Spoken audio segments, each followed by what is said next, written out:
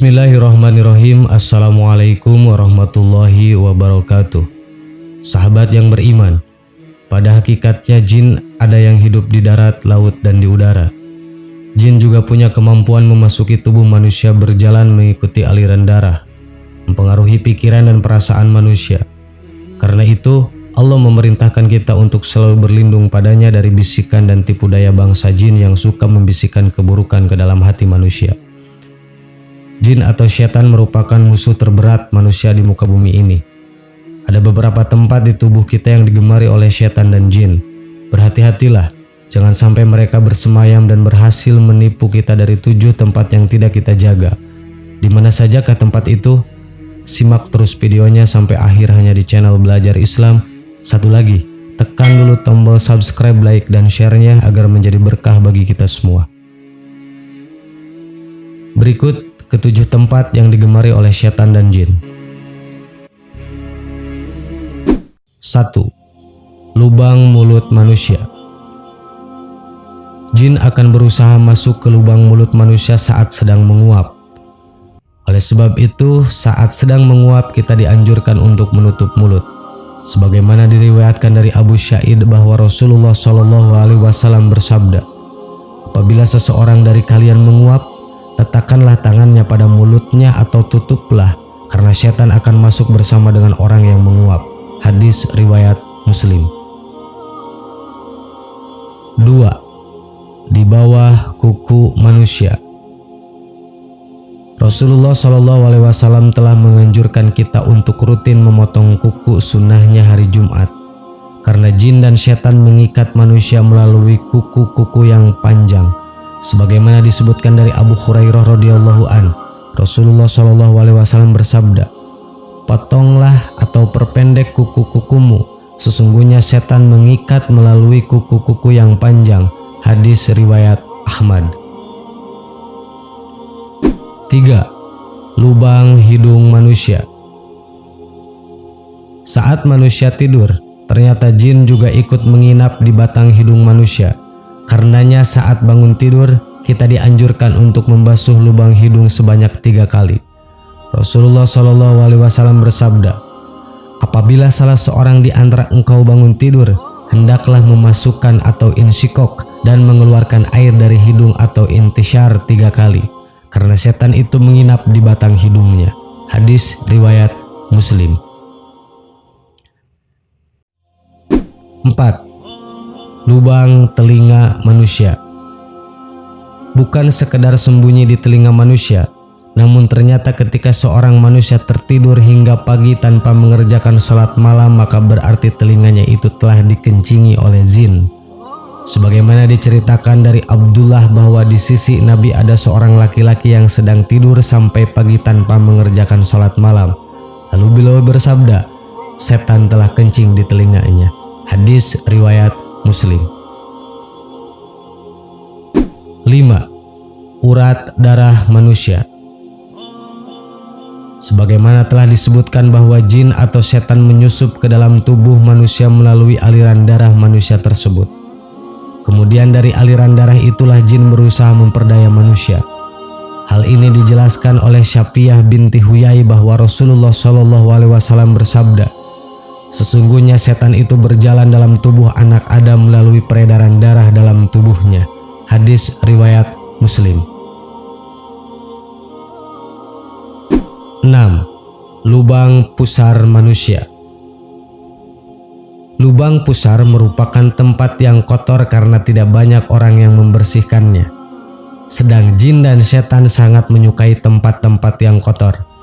Bahkan saat seseorang diruqyah, diketahui bahwa kebanyakan jin bersembunyi dan tinggal di bagian lubang pusar manusia. Meski demikian, kita tidak dianjurkan untuk membersihkan lubang pusar hingga mengoreknya. Cara membersihkannya cukup dengan menyekaknya secara lembut dengan air atau dengan kapas. 7. Lubang kemaluan manusia. Setan dan jin akan menambah rasa nikmat saat seseorang sedang berzina dengan cara menstimulir syaraf kemaluan. Oleh sebab itulah dianjurkan untuk menjaga kebersihan organ intim baik pada pria maupun wanita dan berdoa, Allahumma janibna bisyaiton wa janibna bisyaiton wa rojaqna wa qina azabannar. Hanya dengan pasangan yang halal. Bila tidak baca doa, syaitan ikut saham yang kelak melahirkan keturunan yang berperilaku syaitan. Karena itu kita dianjurkan untuk mengikuti sunnah Rasulullah, yaitu dengan mencukur rambut kemaluan, memendekkan kumis, memotong kuku, dan mencabut bulu ketiak. Sebab selain menjadi tubuh lebih bersih dan sehat, kita juga dapat menghalangi jin untuk bersembunyi pada bagian tubuh tersebut.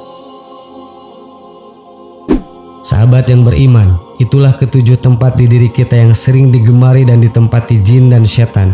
Semoga kita lebih waspada dan Allah tetap melindungi kita dari godaan jin dan setan. Amin.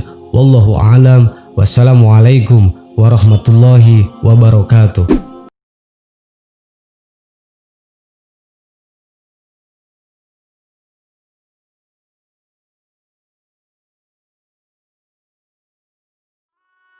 Bismillahirrahmanirrahim. Assalamualaikum warahmatullahi wabarakatuh.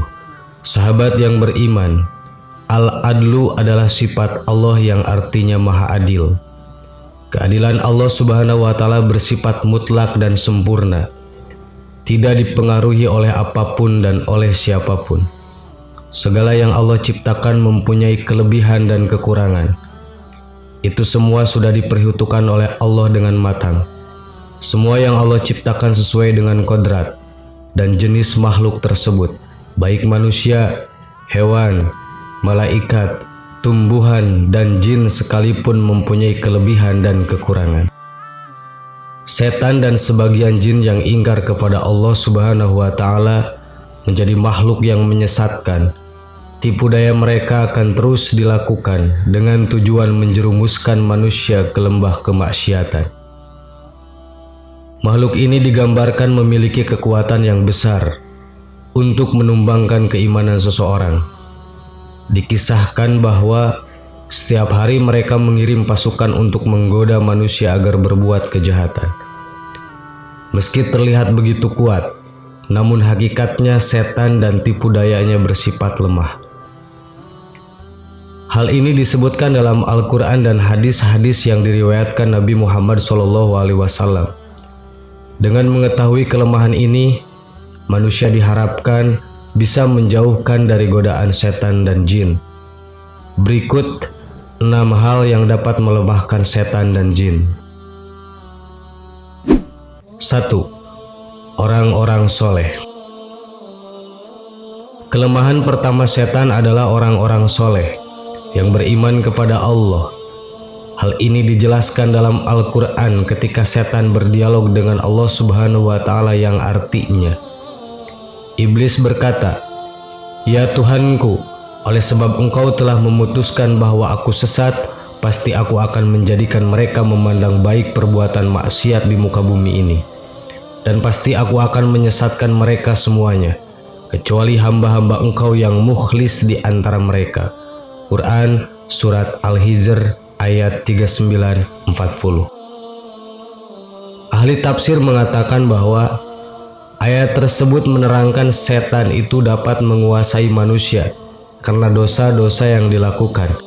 Namun ketika manusia melakukan hal-hal yang baik dan beramal soleh, maka mereka akan takut dan dengan sendirinya meninggalkan manusia. 2. Ketangguhan iman Umar bin Khattab. Setan dan jin juga sangat takut dengan salah satu khulafaur rasyidin, yaitu Umar bin Khattab.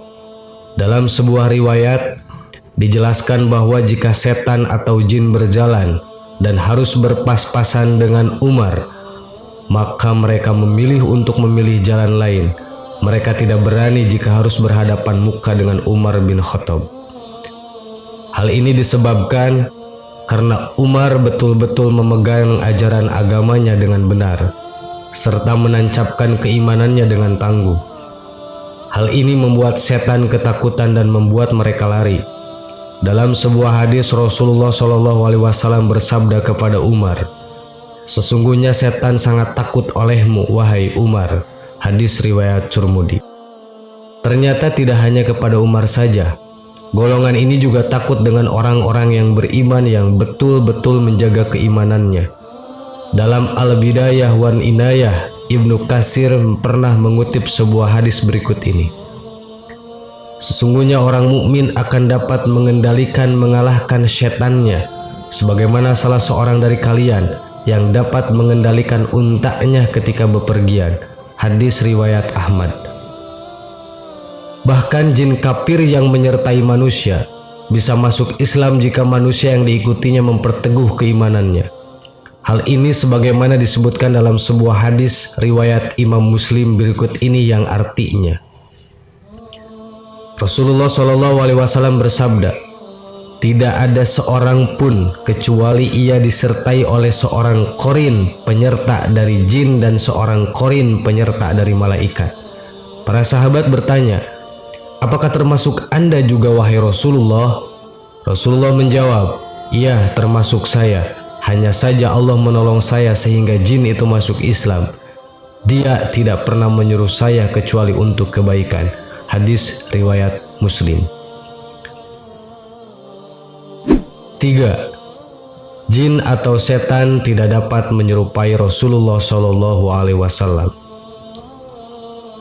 Kelemahan setan dan jin lainnya adalah tidak dapat menyerupai rupa Rasulullah SAW, sehingga jika seseorang bermimpi bertemu dengan Rasulullah SAW dan memiliki ciri-ciri sesuai dengan literatur yang menggambarkan Nabi Allah ini, maka hal itu benar-benar Rasulullah. Dalam hadis sahih dikatakan yang artinya, Rasulullah SAW bersabda, barang siapa yang bermimpi melihatku, maka dia sungguh telah melihatku, karena setan tidak dapat menyerupaiku. Hadis riwayat Muslim. 4. Batas-batas tertentu di langit. Setan dan jin memang bisa bergerak cepat dan terbang layaknya malaikat.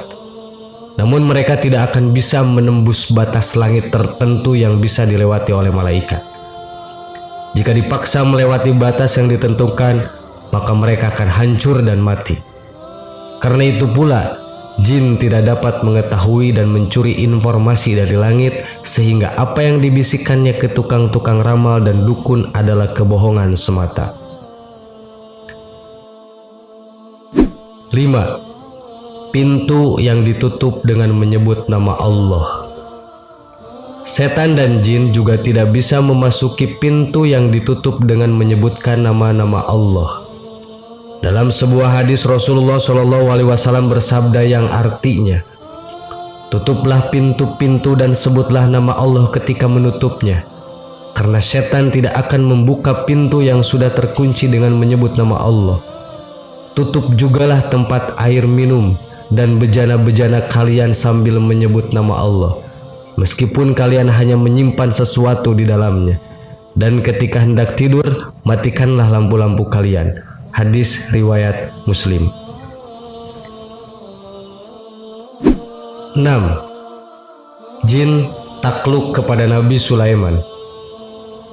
Di antara mukjizat Nabi Sulaiman adalah dapat menaklukkan jin dan setan, sehingga semuanya dapat bekerja atas perintahnya. Hal ini sebagaimana ditegaskan dalam ayat Al-Quran berikut ini dalam surat Syad ayat 36 dan 38. Kemudian kami tundukkan kepadanya angin yang berhembus dengan baik menurut kemana saja yang dia kehendaki. Dan kami tundukkan pula kepadanya setan-setan semuanya ahli bangunan dan penyelam, dan setan yang lain yang terikat dalam belenggu. Quran surat Syad ayat 36 dan 38. Mukjizat ini diberikan kepada Nabi Sulaiman sebagai pengabulan atas doanya yang mengatakan, dan berikanlah kepadaku kerajaan yang tidak diberikan kepada seseorang setelahku. Quran surat Syad ayat 35. Doa Nabi Sulaiman ini menyebabkan Rasulullah tidak jadi untuk mengikat jin yang datang melemparkan anak panah ke muka beliau. Dalam sebuah hadis Muslim dikatakan, dari Abu Darda berkata, Suatu hari Rasulullah SAW bangun. Tiba-tiba kami mendengar Rasulullah mengatakan, "Aku berlindung kepada Allah darimu." Kemudian Rasulullah SAW juga berkata, "Allah telah melaknatmu sebanyak 3 kali." Rasulullah lalu menghamparkan tangannya seolah-olah beliau sedang menerima sesuatu. Ketika Rasulullah selesai sholat, kami bertanya, "Wahai Rasulullah, kami mendengar Anda mengatakan sesuatu yang belum pernah kami dengar sebelumnya.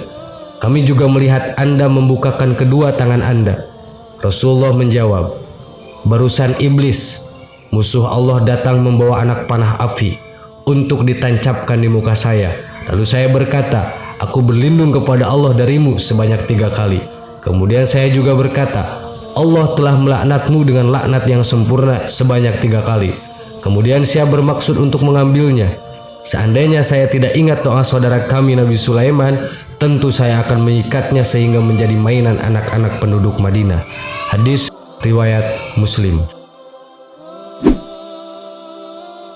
Sahabat yang beriman, demikianlah 6 hal yang membuat setan dan jin lemah.